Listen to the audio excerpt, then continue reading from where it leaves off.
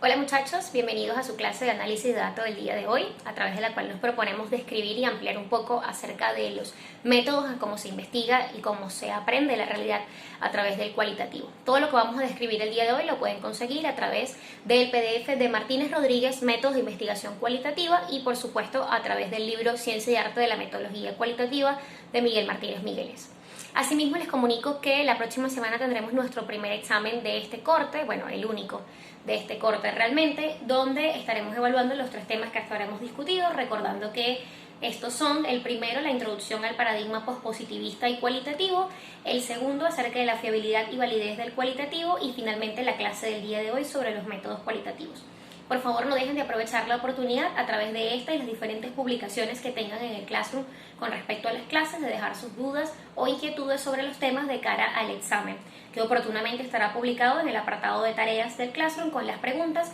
y la descripción de cómo será el método evaluativo de entrega de las mismas y el plazo de tiempo que tendrán. Así que bueno, sin dar más vueltas, vamos a entrar entonces en materia de lo que es nuestra clase del día de hoy. Vamos a hablar entonces de los métodos cualitativos. A lo largo de la clase pues estaré consultando en paralelo mientras estoy acá con ustedes la información que tengo acá disponible en la computadora para ir leyendo extractos exactos de la obra de Miguel Martínez Migueles, un poco para ampliar y explicarles directamente lo que ustedes van a consultar bibliográficamente. Comenzamos entonces hablando de los métodos cualitativos, pues por supuesto que teniendo en cuenta lo que ya sabemos de lo que es el cualitativo, cómo se maneja y cómo vislumbra la realidad, lógicamente tenemos que hablar de que la forma de investigar acá es diferente a cómo se investiga en los métodos positivistas cuantitativos. En ese sentido, pues uno de los primeros cambios a los que tenemos que acostumbrarnos es el hecho de que acá no hablamos de métodos ni de metodologías, sino de metódicas.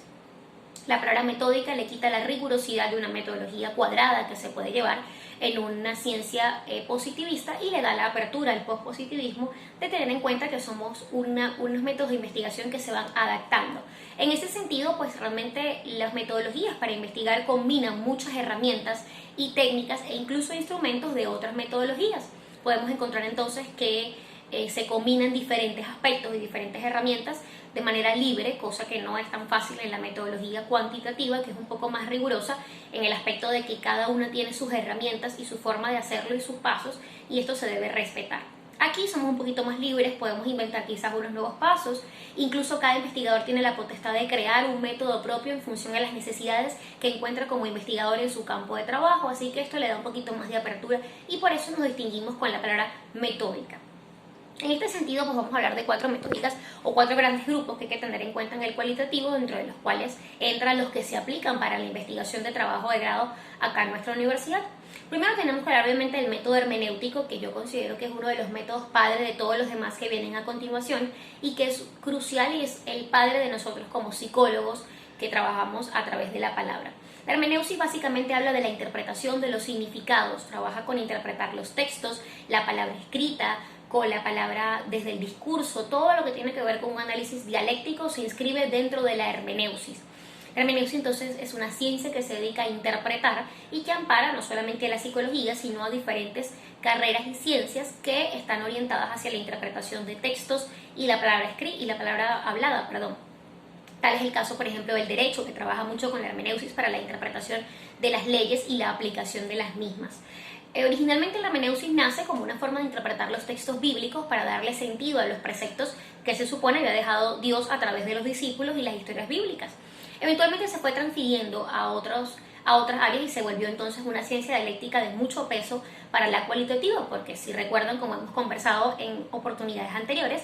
la palabra y el discurso es un elemento crucial para la cualitativa, y la hermenéutica es lo que le permite a la cualitativa aproximarse al discurso y darle una significancia.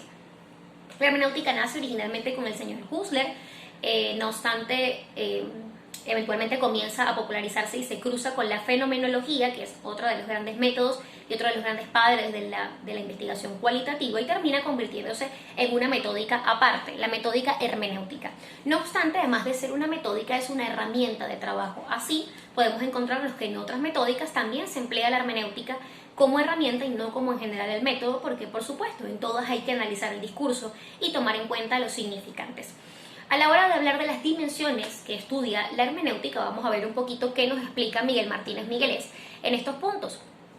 habla de que una de las dimensiones para las que se puede emplear la hermenéutica es para descubrir la intención del autor. Si nos vamos entonces a aplicar la hermenéutica como una forma de analizar los textos escritos, por supuesto que esto nos va a permitir entonces analizar cuáles son los aspectos que han motivado al autor a crear el contenido que ha creado, a través de qué significantes, cómo los ha aprendido, de qué manera los construyó. Entonces es una de las primeras cosas para las cuales vamos a emplear la hermenéutica. Vamos a buscar las metas y las finalidades de los textos que han sido creados y de las intencionalidades de los autores que los han creado. En un segundo apartado habla del descubrimiento del significado que tiene la acción para su autor. Por supuesto que entonces nos lleva a buscar la hermenéutica. Esto ya lo podemos enlazar directamente con lo que es la hermenéutica en la psicología, porque se desprende entonces a investigar o a profundizar sobre el significado que determinada conducta, decisión, significante o elemento tiene para la historia de una persona y para la persona en general y cómo la desarrolla. De hecho, Weber establece que la finalidad principal de la investigación de la conducta humana es, por supuesto, entender y aprender su significado. Los psicólogos vamos todo el tiempo persiguiendo el significado de por qué las personas actúan como lo hacen en determinadas condiciones, bajo específicos contextos. Y la hermenéutica es quien nos da la mano para llegar a esto, porque nos permite conocer esos significados. Así que uno de los fines últimos de la hermenéutica es, por supuesto, darle a la acción un significado que sea contextual. Y ojo con esto, la hermenéutica se apoya mucho en el contexto. No es lo mismo interpretar una determinada acción o un determinado significante en un contexto que en otro. Entonces es importante tener en cuenta lo cultural, la conserva, la episteme que rodea determinado elemento para que la hermenéutica tenga funcionalidad. De todas maneras vamos a tener una clase específicamente para hermenéutica donde vamos a profundizar en estos aspectos. El siguiente dice, descubrimiento de la función que la acción o conducta desempeña en la vida del autor. Así como obviamente tiene un significado, tiene una funcionalidad para la historia, para el contexto, para el momento que está viviendo la persona y los eventos circundantes que tenga a su alrededor. Entonces, por supuesto que hay que tener en cuenta muchísimo este aspecto. Vamos a ver. Quien sigue, hablamos entonces de la determinación del nivel de condicionamiento que tiene el ambiente y la cultura. Aquí entonces hablamos de la interrelación que se pueda generar entre lo que el sujeto, a través de sus acciones, de sus significantes, de su dialéctica, le construye a la sociedad y cómo la sociedad y cultura construye la dialéctica del sujeto en una relación bidireccional. Habíamos hablado previamente en otras clases de que para la visión cualitativa la sociedad es construida por los actores participantes y a su vez los actores participantes construyen la sociedad y la cultura en la que viven según las necesidades propias del grupo. De esta manera las necesidades de la sociedad van moldeando lo que se presenta como normativa y como conserva cultural, y a su vez la conserva cultural le da pautas a los individuos de cómo relacionarse y cómo construirse. De esta forma, entonces, si queremos aprender una sociedad, la mejor forma es acercarnos a alguno de sus actores participantes para conocer cómo funciona esa conserva, o en este caso esa episteme. Saliendo entonces del método hermenéutico, que como les comentaba vamos a tener una clase para profundizar en él como método, como herramienta, como técnica, como herramienta para el psicólogo en consulta, incluso fuera un poco de la investigación cualitativa. Vamos a continuar entonces con uno de los métodos más populares acá en la universidad, y es el método biográfico. Aquí hay una variante porque tenemos el método biográfico original que viene de la escuela de Chicago y de la forma original como se recogía y se conceptualizaba la historia de vida y los relatos de vida. El método biográfico básicamente parte de que vamos a investigar un fenómeno o la ocurrencia de un fenómeno a partir de la vivencia de un actor participante del mismo, pero no solamente de un actor participante de ese fenómeno, sino en toda su historia. De esta forma, más que centrarnos en investigar un fenómeno en específico, un fenómeno histórico puntual, nos centramos en conocer toda una vivencia y a través de ella poder aprender cuáles son los significantes que forman parte de una cultura. Entonces, normalmente cuando vamos a realizar un estudio de tipo biográfico, nos enfocamos en trabajar con una persona que pertenece a una población específica de quien queremos conocer algo más cultural, algo más antropológico y mucho menos específico. Por ejemplo, si yo quiero conocer las vivencias de consumo de sustancias, quizás puedo hacer un método biográfico, pero más enfocado en relato de vida, algo mucho más focalizado. Incluso sería más recomendable aplicar otra técnica, como un estudio fenomenológico, con una entrevista. Sería más recomendable algo un poco más específico. Mientras que si voy a trabajar, por ejemplo, con conocer cómo es el sistema de crianza en una tribu aborigen, pues por supuesto que necesito conocer más bien la historia de vida de una persona que participe de porque eso es lo que permite pues que podamos recoger y compilar toda la información de lo que es crecer, criarse y evolucionar en un sistema específico. Entonces, dependiendo de la intención con la que el investigador vaya al campo, o dependiendo de la envergadura, perdón, del fenómeno que el investigador quiere aprender y la cantidad de significantes y el tipo de significante que el investigador desea aprender del campo, dependerá si el método biográfico es el más idóneo o no. Normalmente el método biográfico se aplica con personas que son representantes muy importantes del fenómeno que se quiere investigar. Por ejemplo, si yo quiero conocer cuáles fueron las vivencias de las personas que estuvieron involucradas en el deslave de Vargas, pues obviamente cualquiera de las personas que estuvo involucrada será un buen representante, pero voy a buscar uno aún más específico. Quizás puedo buscar, por ejemplo, uno de los rescatistas para conocer la visión de la persona en el rescate, el contacto con los demás. A través de su historia me va a contar muchas historias de las muchas personas que pudo no rescatar en el camino, más el proceso social que se estaba viviendo a nivel del país. Fíjense cómo hay muchos significantes en torno a su historia de vida que me pueden dar luces para yo entender a mayor amplitud este fenómeno a través de una sola persona. Así que normalmente a la hora de aplicar un método biográfico buscamos un representante con bastante carga en el fenómeno para conseguir de él la mayor cantidad de información y a través de su vivencia pues ver el mundo completo, ver todo el panorama lo más posible a través de su panorama personal. Dentro del método biográfico pues están diferentes maneras de trabajar la historia de vida. Está la Escuela de Chicago, que es la original, ha tenido diferentes modificaciones, pero acá en la universidad específicamente trabajamos con una escuela bastante moderna que nació aquí mismo en nuestro país de la mano del difunto Alejandro Moreno, quien falleció el año pasado. Alejandro Moreno es quien nos ha enseñado a utilizar la metódica de historia de vida que comúnmente se emplea acá en la universidad, y realmente esta metódica no se ascribe literalmente a los métodos biográficos, sino más bien a los métodos convividos. Alejandro Moreno, a través de su experiencia de investigación por más de 13 años en las barriadas caraqueñas, diseña su propio método que llamó el método convivido, a través del cual recogía las historias de vida no solo a través de la palabra y no solo a través de la recogida de la historia, sino a través de una convivencia profunda con los historiadores y con el fenómeno. De esta forma, entonces, él integró o combinó elementos que podrían considerarse del método etnográfico, como es la convivencia en el campo con el fenómeno y con las personas, junto con la recogida de una historia de vida a través del discurso, como se hacía en el método biográfico, y creó este método convivido, donde uno de los elementos que más pondera es la invivencia, que es este proceso a través del cual el investigador se involucra directamente con el fenómeno porque convive con él de lleno, de entero, de manera más involucrada, para conocer cómo funciona, no solamente por escuchar a las personas, sino por verlas ser en el ambiente e incluso tú formar parte de él y convivir con el código dialéctico y con el sistema cultural del que estás investigando para en primera persona aprender sus significantes. Esto es un poco complejo a veces porque, bueno, para algunos investigadores pues sigue siendo método biográfico por el tema de que recoge igualmente la historia de vida. La técnica principal es la recogida de la historia de vida. Sin embargo, para otros la mejor manera de describirlo es como un método convivido porque pertenece a esta creación específica de Alejandro Moreno.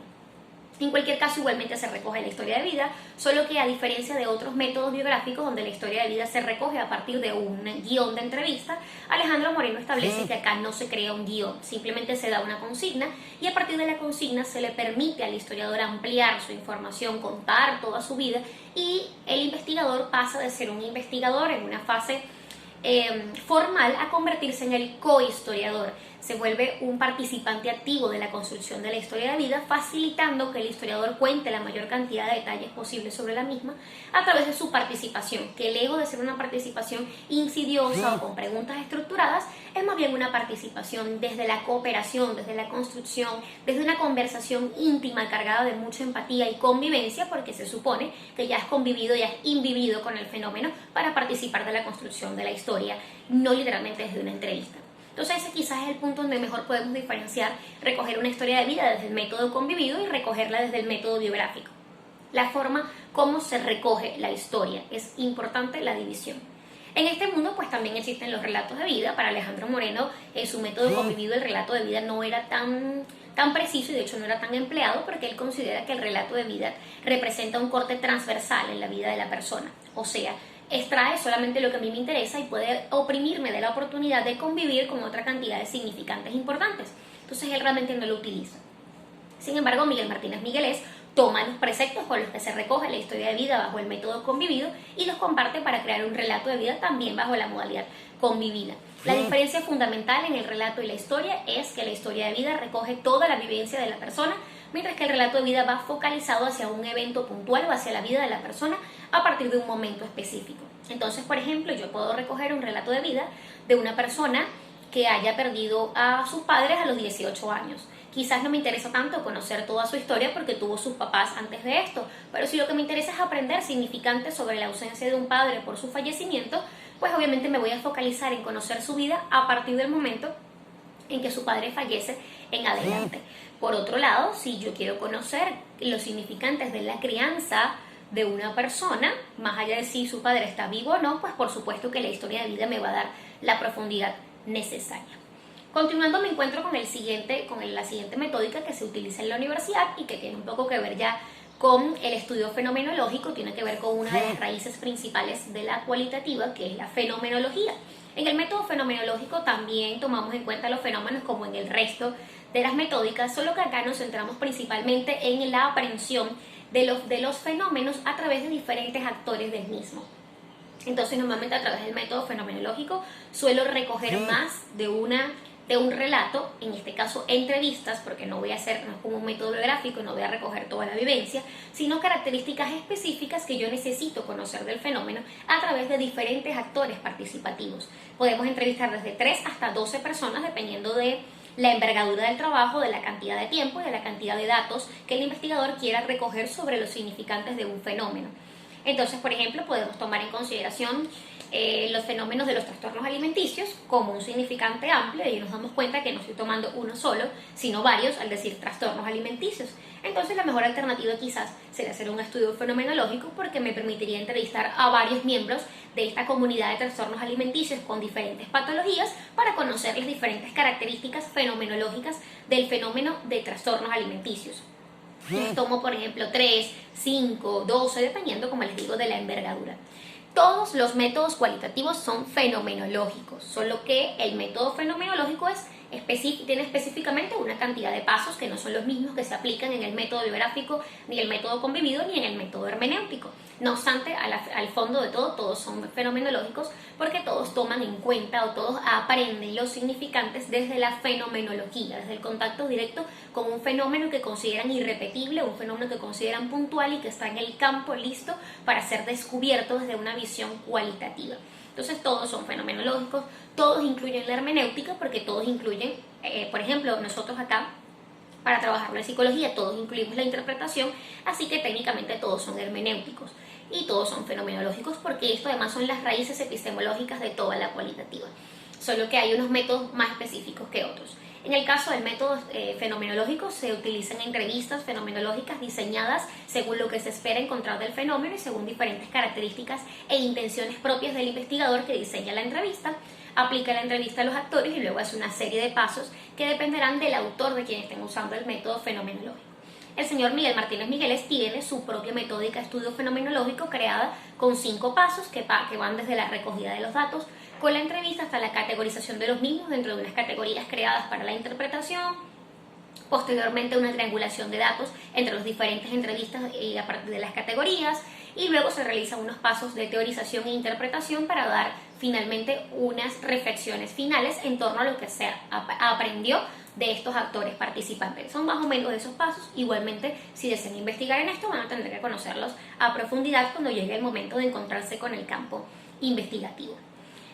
Vamos a ver una cuarta variante que tiene que ver con la investigación-acción participativa. La investigación-acción participativa surge muchísimo de lo sociológico, tiene mucho que ver con lo social. De hecho, ustedes la conocen, aunque quizás no a profundidad, porque es la que realizan ustedes a través de sus trabajos en servicio comunitario. Realizan una investigación-acción participativa. Tiene que ver un poco con ir al campo de investigación y en este caso sí participar de él, pero de una forma que genera cambios a través de la aprehensión de conocimientos. Entonces se espera que en la medida en que se genera conocimiento sobre cómo funciona un fenómeno puntual, este conocimiento empodere al campo para que el campo esté listo para cambiar. Es lo más cercano que tenemos en cualitativo a generar cambios e impactos representativos en un fenómeno, porque si bien no vamos con la intención de alterarlo, lo alteramos a través de la generación de conocimiento que por supuesto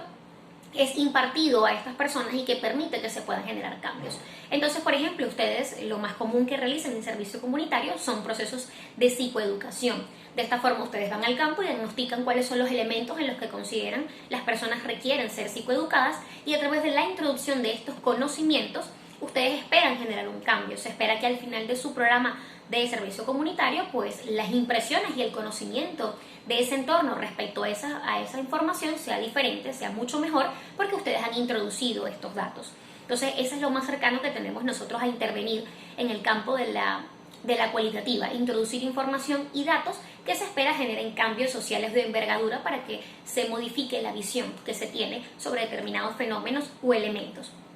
Estos son a grandes rasgos los 4 grupos principales. Me faltó hablarles, disculpen, del método etnográfico, que también es muy importante. No lo aplicamos acá en la universidad por factores de tiempo y aspectos administrativos con el calendario investigativo, pero la etnografía es uno de los métodos de investigación cualitativo más famosos y más común. La etnografía se centra entonces en ir hasta un determinado grupo social, una determinada etnia, entendiendo por etnia no solamente un grupo de origen, sino cualquier grupo de personas con características dialécticas y significantes similares, para conocer cuáles son estos significantes que los hacen grupo. Es una investigación centrada en lo cultural, básicamente. Se acerca